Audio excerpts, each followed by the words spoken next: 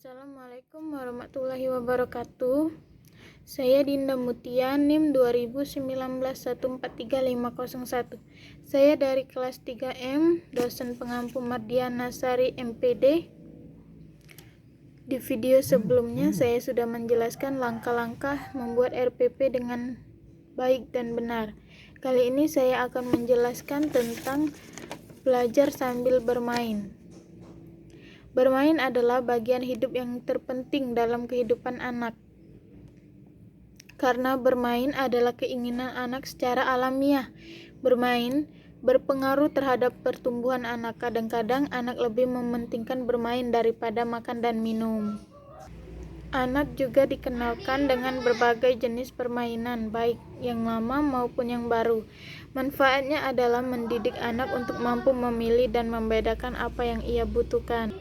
Agar anak mampu memilih, orang tua dituntut mengkomunikasikan mainan apa yang boleh dibeli dan tidak boleh dibeli. Dapat disimpulkan bahwa bermain adalah cara yang paling efektif untuk mematangkan perkembangan anak pada usia prasekolah dan pada masa sekolah dasar, baik di bidang akademik maupun aspek fisik dan sosial emosi.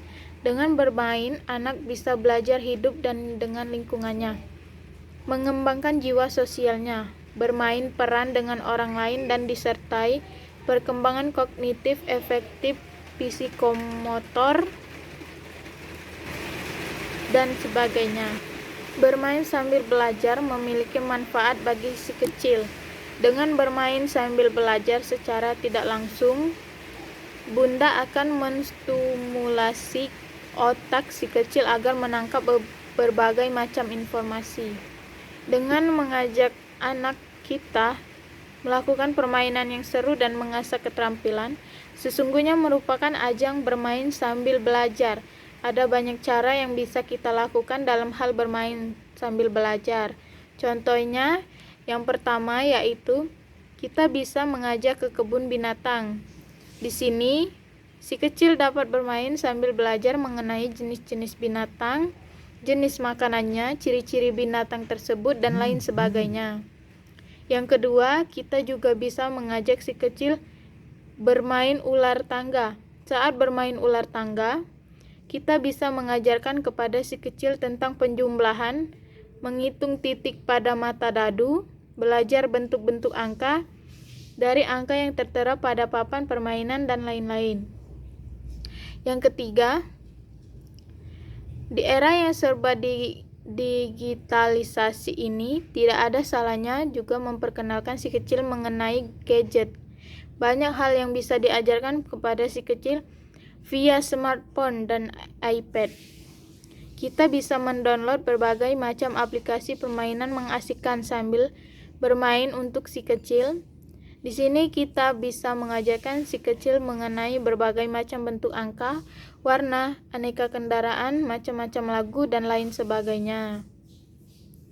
Satu hal saat belajar sambil bermain via gadget adalah si kecil dimanjakan dengan visualisasi yang dijamin tidak akan membosankan.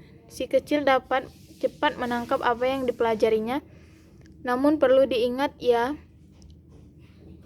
saat kita dengan gadget, kita harus tetap menemani dan mengawasinya. Dan yang keempat, bermain sambil belajar yang bisa dilakukan oleh si kecil adalah mewarnai gambar. Dapat memberikan kesempatan bagi si kecil untuk memiliki ruang kreativitas yang lebih baik dari menghafal. Melalui gambar, si kecil bisa membuat gambar yang sesuai dengan imajinasi mereka. Adapun cerdas bahasa, anak mampu mengungkapkan apa yang ingin mereka katakan lewat apa yang mereka gambar. Saraf motorik halus dapat dilatih dan dikembangkan melalui kegiatan dan rangsangan yang berkelanjutan dengan rutin. Dunia anak dipenuhi dengan bermain, jadi cara belajar paling nyaman adalah dengan belajar sambil bermain. Saat bermain dan merasa senang, tubuhnya akan memproduksi hormon dopamin dan serotonin yang secara tidak langsung meningkatkan minat belajar Dengan bermain, anak merasa lebih senang, perhatian dengan apa yang dipelajari serta terlibat dalam aktivitas belajar. Baiklah, itu saja yang dapat saya sampaikan tentang belajar sambil bermain.